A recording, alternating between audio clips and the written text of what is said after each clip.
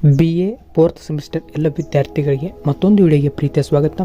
ಇವತ್ತಿನ ಒಂದು ವಿಡಿಯೋದಲ್ಲಿ ರಾಜ್ಯಶಾಸ್ತ್ರ ಪೊಲಿಟಿಕಲ್ ಸೈನ್ಸ್ DSC 7ರ ಅಧ್ಯಾಯ 4 ಪ್ರಾಚೀನ ಭಾರತೀಯ ಚಿಂತನೆಯಲ್ಲಿನ ಸಾಮಾಜಿಕ ಹಾಗೂ ರಾಜಕೀಯ ವಿಚಾರಗಳು ಈ ಒಂದು ಅಧ್ಯಾಯದ ಕುರಿತು ಈ ಒಂದು ಅಧ್ಯಾಯದ ಭಾಗ 2 ವಿಡಿಯೋ ಇದಾಗಿದೆ. ಈಗಾಗಲೇ ಭಾಗ 1 ವಿಡಿಯೋದಲ್ಲಿ ಈ ಅಧ್ಯಾಯಕ್ಕೆ ಸಂಬಂಧಿಸಿದಂತಹ 2 ಪ್ರಶ್ನೆಗಳನ್ನು ಪರೀಕ್ಷೆ ದೃಷ್ಟಿಯಲ್ಲಿ ಇಟ್ಟುಕೊಂಡು ಚರ್ಚೆ ಮಾಡಲಾಗಿದ್ದು, ಇವತ್ತಿನ ಕ್ಲಾಸ್ನಲ್ಲಿ ಮತ್ತಷ್ಟು ಪ್ರಶ್ನೆಗಳನ್ನು ಚರ್ಚೆ ಮಾಡೋದ್ರ ಜೊತೆಗೆ ಈ ಒಂದು ಅಧ್ಯಾಯವನ್ನು ಡಿಸ್ಕಷನ್ ಮಾಡೋಣ ಬನ್ನಿ. ಪ್ರಶ್ನೆ ನಂಬರ್ 3, ದಂಡ ನೀತಿಯನ್ನು ಕುರಿತು ಟಿಪ್ಪಣಿ ಬರೆಯಿರಿ. ಈ ಒಂದು ಪ್ರಶ್ನೆಗೆ ಉತ್ತರವನ್ನು ನೋಡೋದಾದರೆ, ದಂಡ ನೀತಿ ಪ್ರಾಚೀನ ಭಾರತೀಯ ಆರಂಭಿಕ ಚಿಂತನೆಯಲ್ಲಿ ದಂಡ ಎಂಬುದು ಶಿಕ್ಷಿಸುವ ಅಧಿಕಾರವನ್ನು ಪ್ರತಿನಿಧಿಸುವ ಪರಿಕಲ್ಪನೆಯಾಗಿತ್ತು. ಶತಪಥ ಬ್ರಾಹ್ಮಣವು ರಾಜನನ್ನು ಅದಂಡ್ಯ ಎನ್ನುವ ಮೂಲಕ ರಾಜನ ತಪ್ಪಿತಸ್ಥರನ್ನು ಶಿಕ್ಷಿಸುವಲು ಹೊಂದಿರುವ ಅಧಿಕಾರ ಅಥವಾ ದಂಡದ ಶ್ರೇಷ್ಠತ್ವವನ್ನು ಪ್ರತಿನಿಧಿಸುತ್ತಿತ್ತು. ಮನು ರಚಿಸಿರುವನೆಂದು ನಂಬಲಾಗುವ ಮನುಸ್ತುತಿಯಲ್ಲಿ ದಂಡವು ರಾಜ್ಯತ್ವದ ಲಾಂಛನವಾಗಿತ್ತು. ಶಾಂತಿ ಮತ್ತು ಸುವ್ಯವಸ್ಥೆಯನ್ನು ಖಾತ್ರಿಗೊಳಿಸಲು ರಾಜನಾದವ ದಂಡವನ್ನು ಬಳಸಿಕೊಳ್ಳುವ ವಿವರಣೆಯೊಡನೆ ಶಿಕ್ಷಿಸುವ ಅಧಿಕಾರವೇ ದಂಡವೆಂದು ಪ್ರತಿನಿಧಿಸಿತ್ತು. ಈ ಮಧ್ಯೆ ಕೌಟಿಲ್ಯನು ದಂಡ ಪರಿಕಲ್ಪನೆಯ ವ್ಯಾಪಕ ಅರ್ಥವನ್ನು ಒದಗಿಸಲು ಪ್ರಯತ್ನಿಸಿದ್ದ. ಆತನ ಅಭಿಪ್ರಾಯದಲ್ಲಿ ದಂಡ ಪರಿಕಲ್ಪನೆಯು ಶಿಕ್ಷೆ ನೀಡುವ ಅಧಿಕಾರವನ್ನು ಮಾತ್ರ ಪ್ರತಿನಿಧಿಸದೆ ಸಾಮಾಜಿಕ ಹಾಗೂ ರಾಜಕೀಯ ಸಂಬಂಧಗಳನ್ನು ಪ್ರಭಾವಿಸುವ ಪರಿಕಲ್ಪನೆಯಾಗಿತ್ತು.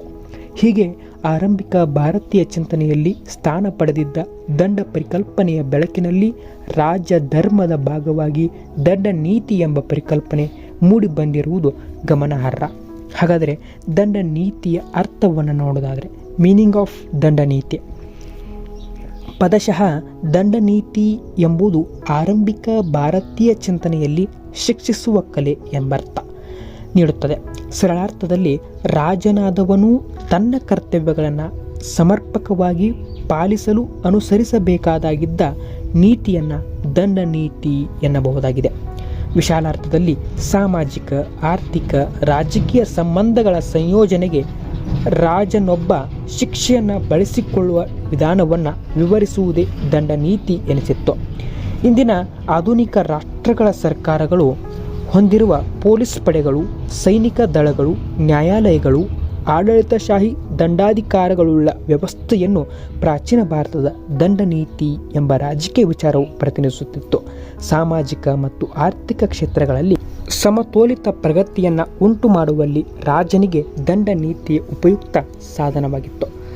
ಸಮಸ್ಯೆಗಳು ಎದುರಾದಾಗ ಆಳುವ ರಾಜನೊಬ್ಬ ಸಾಮ ಅಂದರೆ ಸಂಧಾನದ, ರಾಮ ಅಂದರೆ ಪ್ರೋತ್ಸಾಹತೆ, ಭೇದ ಅಂದರೆ ವಿಭಜತೆ ಅಥವಾ ದಂಡ ಎಂಬ ಶಿಕ್ಷೆಗೆ ವಿಧಾನಗಳನ್ನು ಹೇಗೆ ಬಳಸಿ ತನ್ನ ಕರ್ತವ್ಯಗಳನ್ನು ನಿರ್ವಹಿಸಬೇಕೆಂಬುದನ್ನು ದಂಡ ನೀತಿಯು ವಿವರಿಸುತ್ತಿತ್ತು.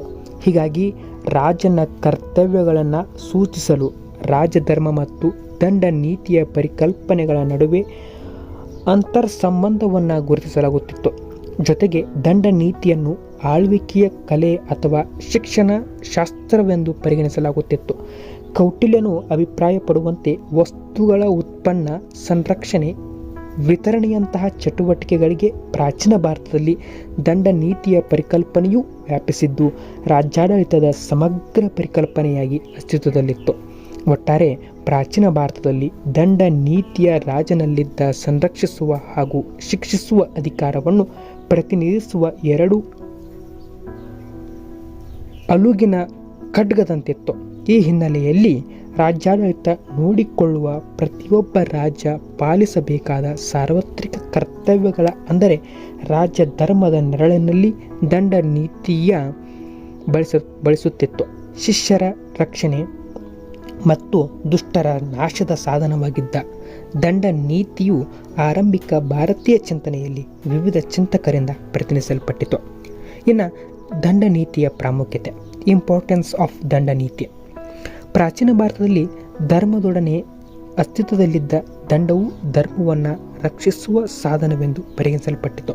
ಇದರೊಡನೆ ರಾಜ್ಯ ಧರ್ಮವು ಭಾಗವಾಗಿ ದಂಡದೊಡನೆ ಅಸ್ತಿತ್ವಕ್ಕೆ ಬಂದ ದಂಡ ನೀತಿಯು ಕೆಳಗೆ ಪಟ್ಟಿ ಮಾಡಲಾಗುವಂತೆ ಅಂಶಗಳನ್ನು ನೆರಳಿನಲ್ಲಿ ಪ್ರಾಚೀನ ಭಾರತದಲ್ಲಿ ಉಪಯುಕ್ತತೆ ಪರಿಕಲ್ಪನೆಯಾಗಿ ಪರಿಗಣಿಸಲ್ಪಟ್ಟಿತು. ಒಂದನೇ ಪ್ರಾಮುಖ್ಯತೆಯನ್ನು ನೋಡೋದಾದರೆ ಮಾನವ ಸ್ವಭಾವದಲ್ಲಿನ ಸ್ವಾರ್ಥ, ದ್ವೇಷ, ಮತ್ಸರ, ಲೋಭದಂತಹ ದುರ್ಗುಣಗಳ ನಿರ್ಮೂಲನೆಯೊಡನೆ ಸಮಾಜದಲ್ಲಿ ಸುವ್ಯವಸ್ಥೆ ಜಾರಿಗೊಳಿಸಲು ದಂಡ ನೀತಿಯು ಸಹಕಾರಿಯಾಗಿತ್ತು. 2. ಕರ್ತವ್ಯಗಳ ಸಂಹಿತೆ ಮತ್ತು ನೈತಿಕ ಮೌಲ್ಯಗಳ ಪ್ರತೀಕವಾಗಿದ್ದ ಪ್ರಾಚೀನ ಭಾರತದಲ್ಲಿನ ಧರ್ಮದ ನಿರಂತರತೆಗೆ ದಂಡ ನೀತಿಯ ಪಾಲನೆಯು ನೆರವಾಗಿತ್ತು. 3. ಸಾಮಾಜಿಕ ಮತ್ತು ರಾಜಕೀಯ ಸುವ್ಯವಸ್ಥೆಗೆ ಪ್ರಾಚೀನ ಭಾರತದಲ್ಲಿ ದಂಡ ನೀತಿಯ ಅನಿವಾರ್ಯ ಸಾಧನವೆನಿಸಿತ್ತು. 4. ರಾಜನ ಸಂಘಟಿತ ಹಾಗೂ ಸಹಕಾರಿ ಆಡಳಿತ ವ್ಯವಸ್ಥೆಯನ್ನು ನಿರ್ವಹಿಸುವಲ್ಲಿ ದಂಡ ನೀತಿಯು ಮಹತ್ವದ ಪಾತ್ರವನ್ನು ಹೊಂದಿತ್ತು. ದಂಡ ನೀತಿಯು ರಾಜನೊಬ್ಬನ ಬಲದ ಅಂದರೆ ದೈಹಿಕ, ಕಾನೂನಾತ್ಮಕ, ಸೈನಿಕ ಬಲದ ಸಾಮರ್ಥ್ಯವನ್ನು ಅರಿತುಕೊಳ್ಳಲು ಪೂರಕವಾದ ಪರಿಕಲ್ಪನೆ ಎನಿಸಿತ್ತು. ಇಲ್ಲಿ ಗಮನಿಸಬೇಕಾದ ಅಂಶವೇನೆಂದರೆ ಪ್ರಾಚೀನ ಭಾರತದಲ್ಲಿ ದಂಡವು ನಿರಂಕುಶ ಪರಿಕಲ್ಪನೆಯಾಗಿರಲಿಲ್ಲ. ದಂಡವನ್ನು ಅಗತ್ಯಾನುಸಾರ ಬಳಸಬೇಕಾದ ನಿರ್ಬಂಧವನ್ನು ಹೇರಲಾಗಿತ್ತು.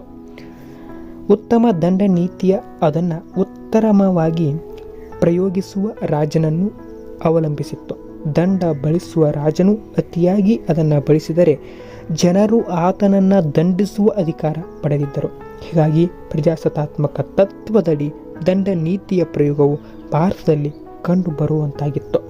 ಈ ಪರಿಕಲ್ಪನೆಯು ಆಧುನಿಕ ಭಾರತದ ಆಡಳಿತಕ್ಕೆ ಸೂಕ್ತ ತಳಹದಿಯನ್ನು ಒದಗಿಸಲು ಯಶಸ್ವಿಯಾದೆಂದು ಗಮನಾರ್ಹ ಸಂಗತಿ ಎಂದರೆ ತಪ್ಪಾಗಲಾಗದು. ಇಷ್ಟು ದಂಡ ನೀತಿಯ ಕುರಿತು ಟಿಪ್ಪಣಿ ಎನ್ನುವಂಥ ಪ್ರಶ್ನೆಗೆ ಉತ್ತರವಾಗಿತ್ತು ಅಂತ ಹೇಳಬಹುದು. ಮುಂದುವರೆದು ಪ್ರಶ್ನೆ ನಂಬರ್ 4. ವೈಶೇಷಿತ ಪಂಥವನ್ನು ಕುರಿತು ಟಿಪ್ಪಣಿ ಬರೆಯಿರಿ.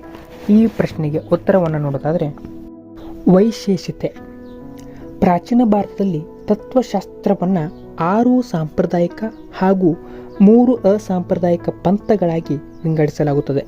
ವೇದಗಳ ಪಾರಮ್ಯವನ್ನು ಸಮ್ಮತಿಸುವ ಪಂಥಗಳು ಸಾಂಪ್ರದಾಯಿಕ ಮತ್ತು ವೇದಗಳ ಪಾರಮ್ಯವನ್ನು ನಿರಾಕರಿಸುವ ಪಂಥಗಳು ಅಸಾಂಪ್ರದಾಯಿಕ ವಿಂಗಡಣೆಗೆ ಸೇರಿಕೊಳ್ಳುತ್ತವೆ. 6 ಸಾಂಪ್ರದಾಯಿಕ ಪಂಥಗಳಲ್ಲಿ ನ್ಯಾಯ, ಸಾಂಖ್ಯ, ಯೋಗ, ಪೂರ್ವ ಮೀಮಾಂಸಾ, ಉತ್ತರ ಮೀಮಾಂಸಾದೊಡನೆ ವೈಶಾಖಿಕವೂ ಒಂದು.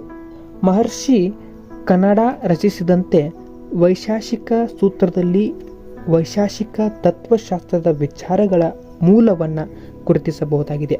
ಆದ್ದರಿಂದ ಮಹರ್ಷಿ ಕನ್ನಡರನ್ನು ವೈಶಾಖಿಕ ಪಂಥದ ಸ್ಥಾಪಕನೆಂದು ಪರಿಗಣಿಸಲಾಗುತ್ತದೆ.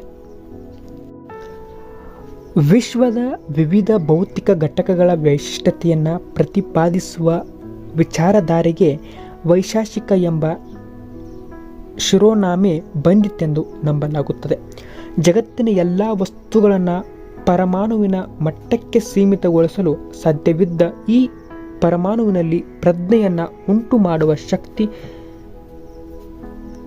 ಬ್ರಹ್ಮವಾಗಿದೆ ಎಂಬುದು ವೈಶಾಖಿಕ ತತ್ವಶಾಸ್ತ್ರದ ತಿರುಳಾಗಿದೆ.